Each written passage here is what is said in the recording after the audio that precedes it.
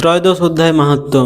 শ্রী শিব বললেন, হে পার্বতী, শ্রীমদ্ ভগবদ্ গীতার ত্রয়োদশ অধ্যায়ের অসীম মাহাত্ম্য শ্রবণ করো। এই এই মাহাত্ম্য শ্রবণে তুমি অতীব আনন্দিত হবে। দক্ষিণ ভারতে তুঙ্গভদ্রা নামে এক বিরাট নদী আছে। এই নদীর তীরে হরিহরপুর নামে এক সুন্দর শহর বর্তমান। সেখানে হরিহর নামে শিবের এক বিগ্রহ পূজিত হয়ে থাকেন। এই শিবের দর্শনে কল্যাণকারী বস্তু লাভ হয়। এই হরিহরপুরে হরিদীক্ষিত নামে সরল অনাড়ম্বর জীবনযাপনকারী এক অতি পণ্ডিত ব্রাহ্মণ বাস করতেন। তার স্ত্রী ছিল অতি দুরাচারী।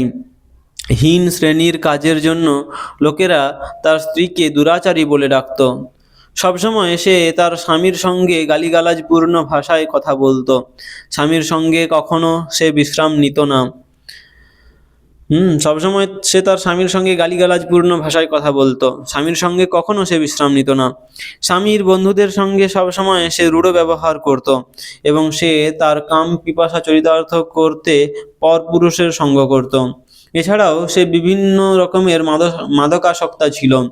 শহরাঞ্চলে দিন দিন জনাধিক্য ঘটায় সে তার প্রেমিকদের সঙ্গে অবাধ মেলামেশার জন্য বনের মধ্যে এক কুটির নির্মাণ করল।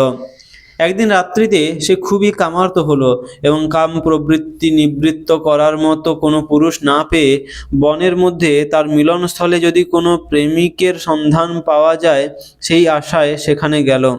কিন্তু সেখানেও সে কাউকে না পেয়ে কামের তীব্র দহন জ্বালায় বনের মধ্যে ইতস্তত ঘুরে বেড়াতে লাগলো, যদি তার কাম পিপাসা চরিতার্থ করার মতো কোনো পুরুষ পাওয়া যায় এই আশায়। কিছুক্ষণ এমনিভাবে ঘুরে বেড়ানোর পর দেখল তার দেহ, ইন্দ্রিয় ও মন দহন জ্বালায় এত জ্বলছে যে সে তাদের কাম পিপাসা নিবৃত্ত করতে না পেরে হতবম্বের মতো বনে পড়ে কাঁদতে শুরু করে দিল।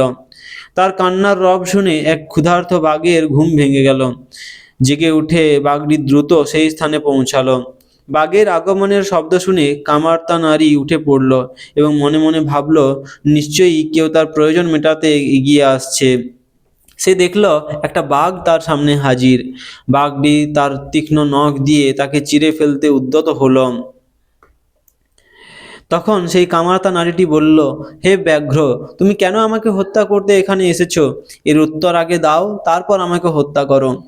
পশুরাজ সেই দুরাচারী নারীর হত্যার কাজে বিরত হয়ে হেসে উঠল। তারপর সে এই কাহিনীটি বলল।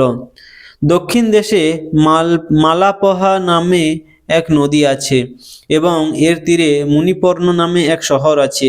সেখানে পঞ্চলিঙ্গ নামে ভগবান শিবের এক বিখ্যাত বিগ্রহ আছে। সেই শহরে এক ব্রাহ্মণ পরিবারে আমার জন্ম হয়। এমন উচ্চ বংশে জন্ম হলেও আমি কিন্তু খুবই লোভী ছিলাম। নিজের ইন্দ্রিয়গুলির ওপর আমার কোনো নিয়ন্ত্রণ ছিল না। আমি নদী তীরে বসে থাকতাম এবং যজ্ঞ করতে কোনো লোক এলে সে যদি যজ্ঞের কাজে অযোগ্যও হয় তবু আমি তাদের যজ্ঞ সম্পাদন করতাম। জড়বাদী বিষয়ী লোকদের বাড়িতেও আমি আহার গ্রহণ করতাম। যজ্ঞ ও বিগ্রহ অর্চনার নামে আমি প্রয়োজন অতিরিক্ত অর্থ সংগ্রহ করতাম এবং নিজের ইন্দ্রিয় তর্পণের জন্য সেই অর্থ ব্যয় করতাম। যে সকল ব্রাহ্মণ কঠোরভাবে শাস্ত্রের অনুশাসন মেনে চলতেন তাদেরও আমি সমালোচনা করতাম, কখনো কাউকে কিছু দান করতাম না। ধীরে ধীরে আমি বৃদ্ধ হলাম, চুল পেকে গেল, দাঁত পড়ল, দৃষ্টিশক্তি ক্ষীণ হলো, কিন্তু তবুও আমার অর্থ সংগ্রহ ও সঞ্চয়ের লালসা দূর হলো না। একদিন ভুলক্রমে আমি কয়েকজন নিষ্ঠুর ও দক্ষ প্রতারক ব্রাহ্মণের বাড়িতে কিছু খাদ্য ভিক্ষা করতে গেলাম।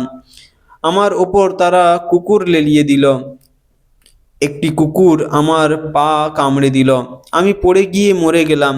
তারপর থেকে আমি এই বাঘের দেহ লাভ করে এই বিপদসংকুল বনে বাস করছি। সৌভাগ্যবশত আমি আমার গত জন্মের কথা মনে করতে পারছি। এই জন্মে আমি কোনো ভক্ত, সন্ন্যাসী বা সাধ্বী নারীকে আক্রমণ করি না, শুধু পাপাত্মা ও অসতী নারীদের ভক্ষণ করি। তুমি হলে সবচেয়ে অসতী ও পাপী নারী, তাই তোমাকে দিয়েই আমার মধ্যাহ্ন ভোজন সম্পন্ন করব।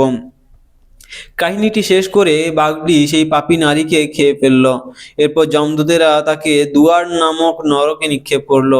মলমূত্র ও রক্তের সরোবর হলো এই দুয়ার নরক। সেই নোংরা স্থানে তাকে 10 কোটি কল্প থাকতে হয়েছিল। তারপর তাকে সেখান থেকে রৌরব নরকে নিক্ষেপ করা হয়। সেখানে তাকে 100 মন্বন্তর কাল থাকতে হয়। এরপর সে চণ্ডালিনী হয়ে মর্তে জন্মগ্রহণ করে এবং আবার সেই পাপ পথে জীবন যাপন করে। তার এই পাপ কাজের জন্য তার কুষ্ঠ ও যক্ষা রোগ হয়। সৌভাগ্যবশত আরেকবার সে হরিহরপুরের তীর্থে যায়।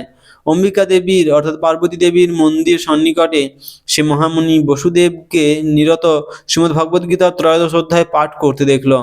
তার মুখে এই পাঠ শুনে সে আকৃষ্ট হলো এবং বারবার সেই পাঠ শুনল।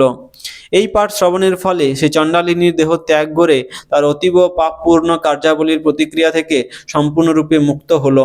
ভগবান বিষ্ণুর মতো চতুর্ভুজ মূর্তি ধারণ করে সে বৈকুণ্ঠে গমন করল। হরি বল।